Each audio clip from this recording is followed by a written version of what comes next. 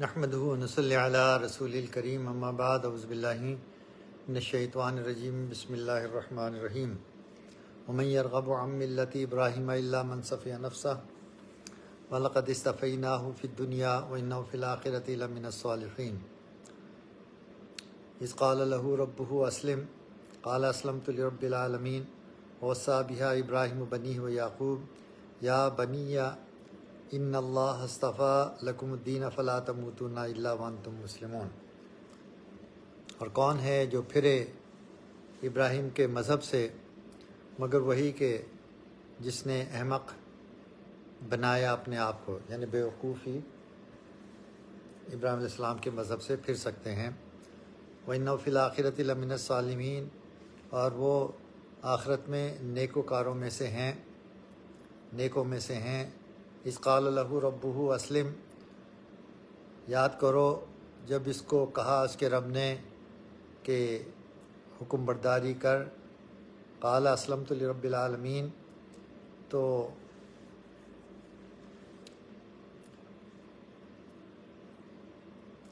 ابراہیم علیہ السلام نے کہا میں حکم بردار ہوں تمام عالم کے پروردگار کا۔ وصی بہا ابراہیم بنیہ، اور یہی وصیت کی ابراہیم علیہ السلام نے اپنے بچوں کو، ویعقوب اور پوتے، اور یعقوب علیہ السلام کو، یا بنیہ کہ اے میرے بیٹو، ان اللہ اصطفیٰ، بے شک اللہ نے چن لیا، لکم الدین،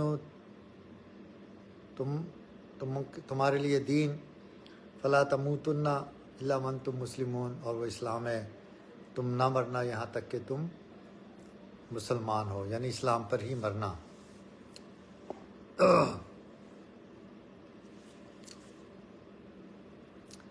اس آیت کا شان نزول، ان آیتوں کا ابن اساکر نے کہا ہے کہ عبداللہ بن سلام رضی اللہ عنہ نے سلمہ اور مہاجر اپنے بھتیجوں سے کہا کہ تم مسلمان ہو جاؤ، تم خوب جانتے ہو کہ اللہ تعالیٰ نے تورات میں فرمایا ہے کہ میں اسماعیل علیہ السلام کی اولاد سے ایک نبی پیدا کروں گا، اور نام پاک ان کا احمد صلی اللہ علیہ وسلم ہوگا،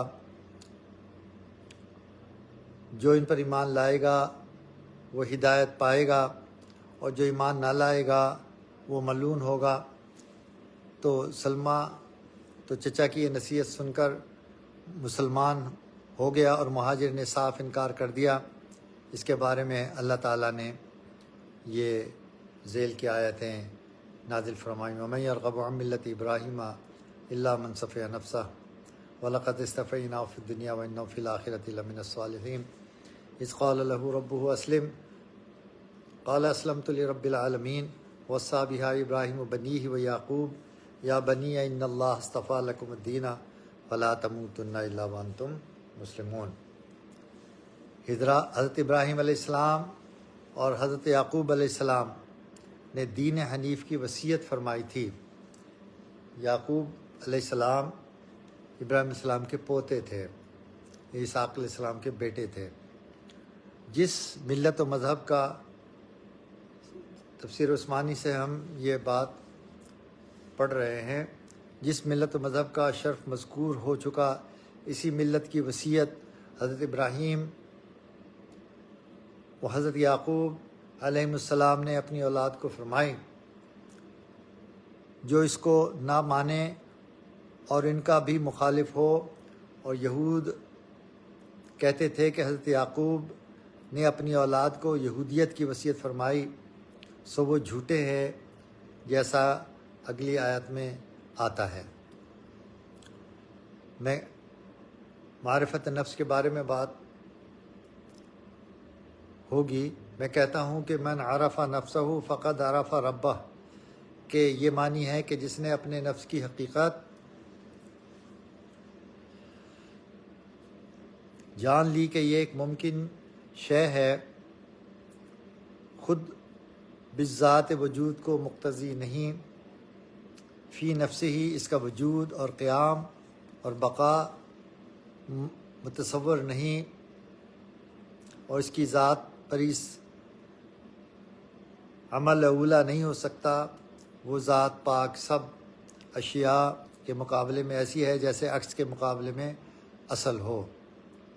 تمام آسمانوں اور زمین کا نور ہے سب چیزوں سے، حتیٰ کہ ان کی ذات سے بھی زیادہ نزدیک ہے۔ منقول ہے کہ اللہ تعالیٰ نے حضرت داؤد علیہ السلام کو وحی فرمائی، داؤد اپنے نفس کو پہچان، پھر تو مجھ کو پہچان لے گا۔ داؤد علیہ السلام نے عرض کیا، پروردگار اپنے آپ کو کیوں کر پہچانوں، اور آپ کو کس طرح حکم ہوا اپنے نفس کو اس طرح پہچانو کہ اپنی عجز اور فنا اور ضعف پیش نظر کر لو، اور ہم کو اسی طرح جانو کہ ہماری قدرت اور بقا اور قوت کا ملاحظہ کرے۔ تسلیم نفس، ابراہیم علیہ السلام نے اپنے آپ کو اللہ تعالیٰ کے سپرد کر دیا تھا اور تمام امتحانات میں پورے اترے تھے۔ قال اسلمت لرب العالمین، یعنی ابراہیم علیہ السلام نے جواب میں عرض کیا، میں نے اپنے تمام کام عالم کے پالک کے سپرد کر دیے، یعنی اللہ تعالیٰ کے سپرد کر دیے۔ بس آپ کی اس تسلیم کا یہ ثمرہ ہوا کہ جب مردود نے آپ کی مشقیں باندھ کر بذریعہ منجنیق، یہ منجنیق جو ہے وہ کرین ہوتی ہے جس سے دور پھینکتے ہیں، یہ شیطان نے سکھایا تھا ان کو، کیونکہ آگ اتنی بڑی تھی، آگ میں کیسے ڈالتے، تو منجنیق کے ذریعے ابراہیم علیہ السلام کو آگ میں ڈالا گیا۔ تو فوراً جبرائیل علیہ السلام تشریف لائے اور کہا، تمہیں کچھ حاجت ہے؟ ابراہیم علیہ السلام نے فرمایا، تمہاری تو حاجت نہیں۔ کہا، پھر اللہ سے سوال کرو۔ فرمایا، میرا حال اللہ اسے خوب معلوم ہے، مجھے سوال کی حاجت نہیں۔ حق تعالیٰ نے ان کی اس تفویض اور تسلیم کی برکت سے اس آتش کا دیکھو گلزار بنا دیا، اور اس آگ نے بجز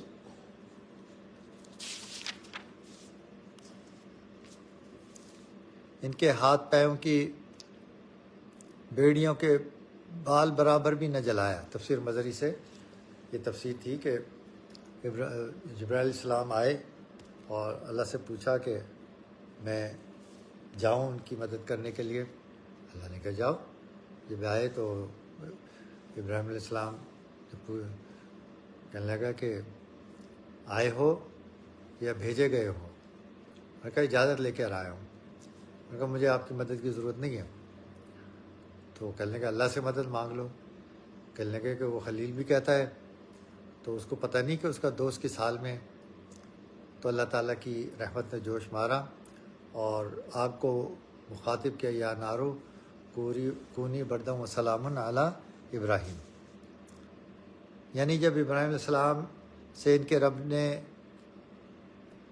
اطاعت اختیار کرو تو انہوں نے عرض کیا، میں نے اطاعت اختیار کی رب العالمین کی۔ اس طرز بیان میں یہ بات بھی قابل نظر ہے کہ اللہ جل شانہ کے خطاب اسلم کا جواب بظاہر خطابی کے انداز میں یہ ہونا چاہیے کہ اسلم تو لک، یعنی میں آپ کی اطاعت اختیار کر لی، مگر ابراہیم علیہ السلام نے اس طرز خطاب کو چھوڑ کر یوں عرض کیا، قال اسلمت لرب العالمین، یعنی میں نے پروردگار عالم کی اطاعت کو اختیار کر لی۔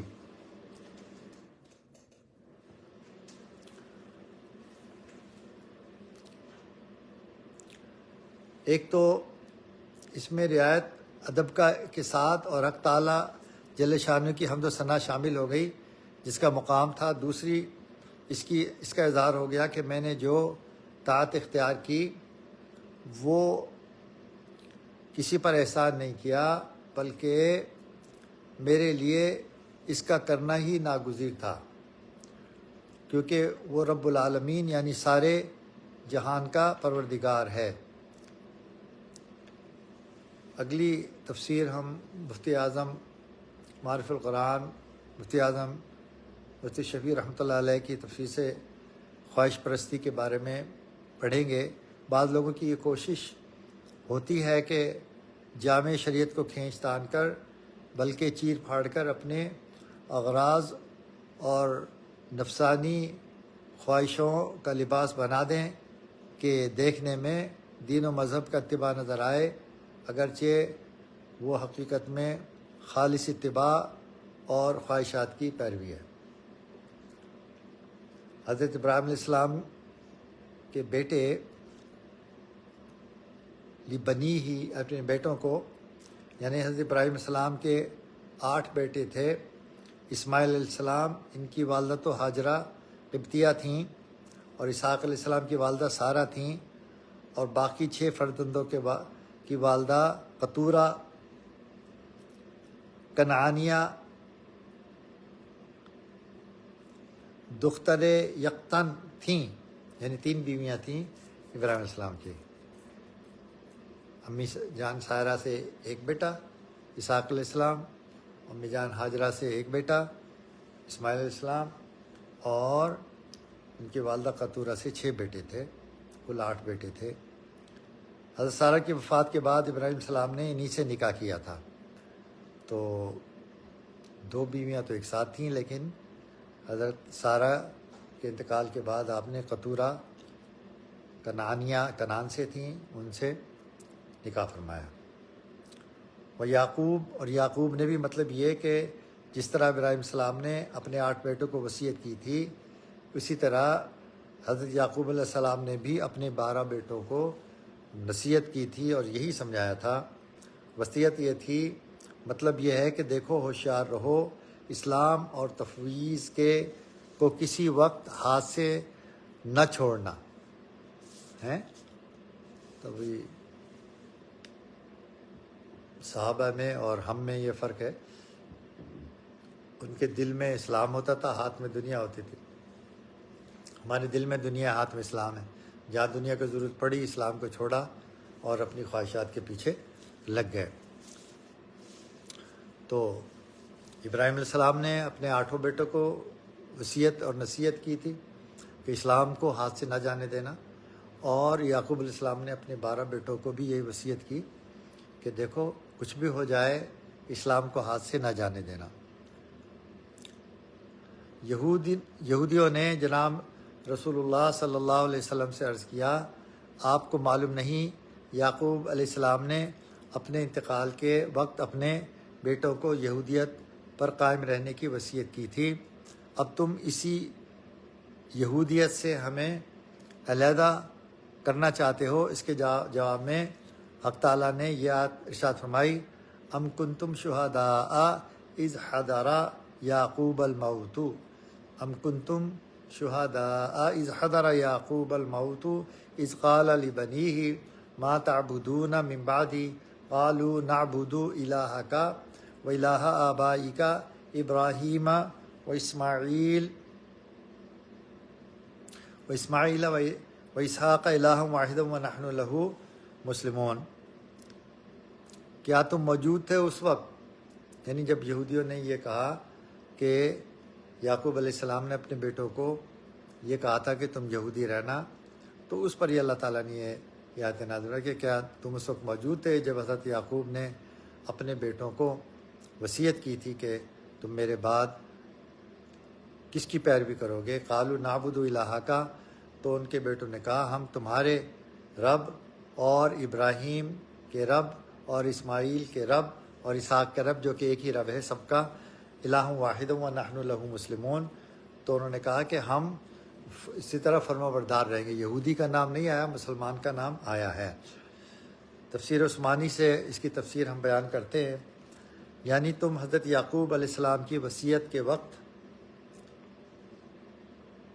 تو موجود بھی نہ تھے۔ انہوں نے تو ملت انبیاء موصوفین کا ارشاد فرمایا تھا، تم نے یہ کیا کہ یہود اپنے سوا سب کو اور نصارہ اپنے سوا سب کو بے دین بتلانے لگے، اور مذہب حق یعنی اسلام کے دونوں مخالف ہو گئے، یہ تمہارا افطرا ہے۔ بس آج یہیں ختم کرتے ہیں انشاءاللہ تعالی۔ یہ جو آیت نمبر 134 ہے تو 133 ہے شاید، انشاءاللہ اس کی تفسیر کل پڑھیں گے بقید حیات۔ اللہ تعالی ہم کو کلام پاک پڑھنے کی اور اس کو سمجھنے کی اور اس پر عمل کرنے کی توفیق عطا فرمائے۔ وآخر دعوانا الحمدللہ رب العالمین۔ السلام علیکم ورحمۃ اللہ وبرکاتہ۔